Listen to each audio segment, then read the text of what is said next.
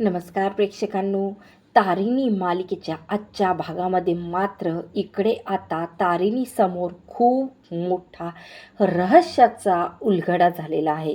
आतापर्यंत तारिणीला कौशिकीच्या काही मुवमेंटमुळे आता इकडे तिच्यावरती खूप मोठा संशय आलेला असतो.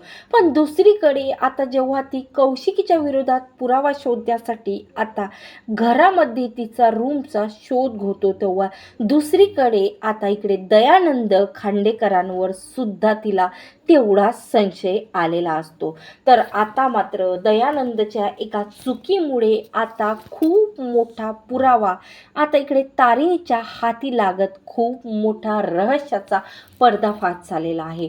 तर हो प्रेक्षकांनो, आजच्या भागामध्ये मात्र इकडे आता गुलाबचा खरा बॉस कोण आहे आणि आता याच बॉसला आता रंगेहात पकडण्यासाठी तारिणीचा ट्रॅप आता सक्सेस होत गुलाबच्या बॉसचं नाव आता तारिणीसमोर आलेलं आहे. तर इकडे आज घरामध्ये पूजा चालू असतो आणि पूजामध्ये आता मोठी सून म्हणून तारिणी आणि केदार बसलेले असतात. तेव्हा मात्र आता कौशिकीवरती पूर्ण संशय इकडे तारिणीला आलेला असतो आणि तेवढ्यातच आता तारिणीची कौशिकी कशी काळजी घेते तेवढ्यातच आता साधू सरांनी बोललेलं वाक्य इकडे कौशिकीला आठवते आणि आता तारिणीला आठवते आणि आता तारिणी मधातच आता इकडे साधू सर बोलतो की जो आपल्याला आपल्या मार्गावरून मागे ओढतो, आपली काळजी दाखवतो, तो अधिक घातक असतो, तो माणूस अधिक घातक आपल्यासाठी असतो. हे आता सर्व बोल इकडे मात्र आता तारिणीला आठवतात. तेवढ्यातच आता श्रीफळ खाली पडते आणि आता गुरुजी बोलतात अपशगुन झालाय. त्यावर निशी सुद्धा बोलतो अपशगुन झाला. त्यावर आता दया काका बोलता की काही होत नाही, पडलं ना आहे वरचा सांभाळून घेणार. त्यावर गुरुजी बोलतो की हे बघा, आता तुम्हाला जरी हे श्रीफळ खाली पडलं ना तरी काटेकोरपणे आता तुम्हाला ही पूजा पार पाडावी लागणार आहे. त्यावर आता तारिणीला सांगतं की सर्व श्रीफळ तुम्ही पूर्ण घरात फिरून या आणि त्यानंतर आता हे श्रीफळ फिरून तारिणी आणण्यासाठी आता घरामध्ये जाते. तर इकडे मात्र आता पद्मिनी स्वतःच्या मुलासाठी देवाकडे प्रार्थना करते. तर इकडे आता निशीसुद्धा म्हणते की देवा, आताच आमचा संसार सुरळीत लागलाय, आता सर्व काही ठीक होऊ दे. तर आता इकडे कौशिकीसुद्धा देवाला ठीक होण्यासाठी प्रार्थना करते. त्यानंतर आता पूजा समाप्त होते आणि गुरुजींनी त्या अगोदर सांगितलेलं असतं की आता मात्र 3 ते 4 सकाळी 3 ते 4 आता शुभ मुहूर्तावर आता ब्राह्मण मुहूर्तावर तुला उठायचं आहे तारिणी आणि पूजा करायची आहे. त्यावर आता इकडे मात्र पूजा करण्यासाठी गुरुजींनी खूप मोठी जिम्मेदारी आता तारिणीवर दिलेली असते. तर दुसरीकडे आता मात्र इकडे टेक्नोला आता ही जे विचारते काय झालं टेक्नो, काही हालचाल आहे का, ट्रेस झालेला आहे का कॉल युवराजचा. त्यावर आता टेक्नोला लगेच इकडे आपल्याला तारिणीने सांगितले आहे की काहीही आता सध्या तरी जे मॅडमला सांगायचं नाही आहे. म्हणून टेक्नो बोलते की नेगेटिव्ह मॅडम, काही आपल्याला हालचाल नाही दिसत आहे. त्यावर आता इकडे लगेच जे बोलते की असं कसं होऊ शकतं, म्हणजे एवढा दिवस झाले युवरेज बाहेर आहे आणि आता मात्र का का काही तो हालचाल करत नाही आहे. त्यावर आता इकडे लगेच तेव्हा आता इकडे जे बोलतो की एवढं मोठं नेटवर्क आहे पण हा युवराज काहीसुद्धा मुवमेंट का करत नाही आहे.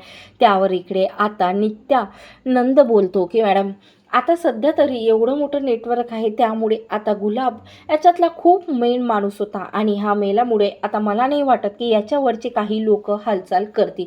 त्यावर जे बोलते की बघू आता तुझा अनुभव खरा ठरतोय की माझा.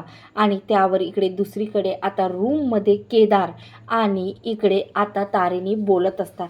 त्यावर आता इकडे लगेच आता जे कॉल करते. आता इकडे जेचा कॉल ही तारिणी उचलत नाही. त्यावर फातिमा बोलते की उचलणार.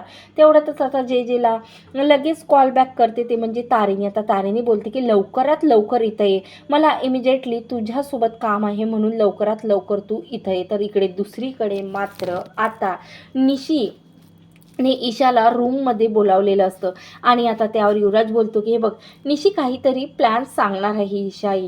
त्यावर निशी बोलते की हे बघा, आपल्याला काहीही झालं तरी आता ती आजी बोलते ना की तारिणी काहीही करू शकते आणि तारिणी मात्र घरच्यांसाठी काहीही करू शकते आणि कौशिकीचा सुद्धा तिच्यावर खूप मोठा विश्वास आहे. म्हणून आता तारिणी जर ब्रह्ममुहूर्तावर पूजेसाठी उठलीच नाही तर आपण तिला झोपेच्या गोळ्या दिल्या तर आता मात्र निशी, युवराज आणि ही ईशा तिघं मिळून आता तारिणी कसं ब्रह्ममुहूर्तावर उठणार नाही याचं प्लॅनिंग करतात.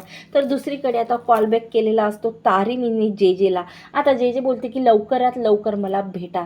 त्यावर आता इकडे मात्र कॉल कट झाल्यावर केदारला तारिणी बोलते की आताच आपल्याला मॅडमने बोलावलेलं आहे, आता आपल्याला अर्जंट निघावं लागणार आणि तिथं जावं लागणार. त्यावर केदार बोलते की काय झालं बॉस, आपण आता सांगून देऊया का जे मॅडमला, म्हणजे की इकडे युवराजचा कॉल ट्रेस झालेला आहे. त्यावर आता तारिणी बोलतो की नाही, सध्या तरी आपल्याला सांगायचं नाही आहे.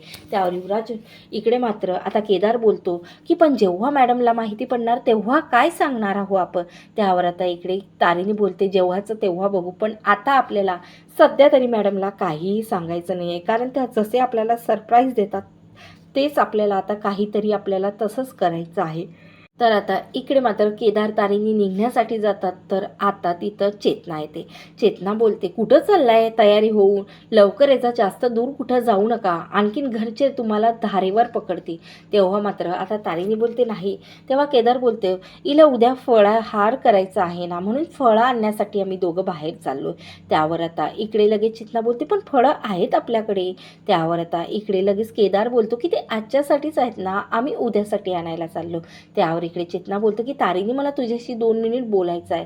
त्यावर आता इकडे तारिणी बोलते की केदार तू हो समोर, मी आलेस. त्यावर आता इकडे चेतना बोलते हे बघ, मी वैभवची गोष्ट तुझ्या आजीला, सुमी आजीला सांगितली होती आणि त्यांनी आणखीन सुद्धा मला काही कळवलेलं नाही आहे, तू सांगशील का गं मला. त्यावर आता इकडे लगेच तारिणी बोलते एवढंच काय, हक्कानं सांगा, मी विचारतो त्यांना संध्याकाळी की त्यांचं काय म्हणणं आहे. त्यावर आता इकडे असं बोलत तारिणी निघून जाते. तर दुसरीकडे आता सुमी आजी मात्र टेन्शनमध्ये बसलेली असते. तर आता इकडे तारिणीचे वडील सुमी आजीला पाणी देतात आणि बोलतात कसलीही चिंता करू नको, तारिणी आहे ना, घेणार सांभाळून सर्व. त्यावर आता इकडे मात्र लगेच सुमी आजी बोलते की मला तारिणीची चिंता नाही रे, तुला माहिती आहे ना की इकडे मात्र आपल्या घरातील मोठा धमाकाचं छोटं पाकीट तिथं आहे, म्हणजे निशी. नक्कीच ती काही ना काही तारिणीच्या विरोधात कटकारस्थान रचणार, तिची भीती वाटते मला. त्यावर इकडे आता तारिणीचे वडील बोलतात की आई तू कसलीही चिंता करू नको, केदार आहे ना त्याच्यासोबत, आणि केदार असल्यामुळे आता मला तारिणीची कसलीही चिंता वाटत नाही बघ. त्यावर सुमी बोलते की बघ, मला आता चांगलं वाटलं की लग्नाच्या वेळेस तू या दोघांच्या विरोधात होता आणि आज मात्र त्यांना चांगलं म्हणतोय. खरं तर मी त्यांच्या पाठीशी होते म्हणून त्यांचं लग्न झालंय. त्यावर आता इकडे लगेच सुमी बोलते की हे बघ, मी विसरले होते, चेतना काकू आहेत ना, त्यांनी आपल्या काव्यासाठी स्थळ आणलेलं आहे आणि मात्र आता इकडे मला माहिती आहे की ते चांगलंच आहे, मुलगा पण छान आहे बघ फोटो. तर आता इकडे वैभव त्याचं नाव आहे, IT कंपनीत चांगल्या स्थळावर काम करतो. आणि आता तेवढ्यातच असं बोलत असताना इकडे मात्र आता तेवढ्यातच आत्या येते तारिणीची आणि बोलते की त्या तारिणीच्या म्हणण्यावरून तुम्ही माझ्या मुलीचं लग्न ठरवता का, असं मी होऊ देणार नाही आहे. त्यावर आता इकडे दुसरीकडे आता ऑफिसमध्ये पोचलेली असते ते म्हणजे तारिणी आणि केदार. तेव्हा आता तारिणी आणि केदारला जे बोलते कुठं होते तुम्ही. त्यावर तारिणी बोलते की घरी पूजा होती. त्यावर आता इकडे जे बोलते की काय झालं, तुम्ही एवढं मोठं, तुम्हाला माहिती होतं की गुलाबचा गुन्हेगार तुमच्या आजूबाजूलाच तुमच्या घरामध्ये राहतो, तरीसुद्धा तारिणी तू काही शोध घेत का नाही.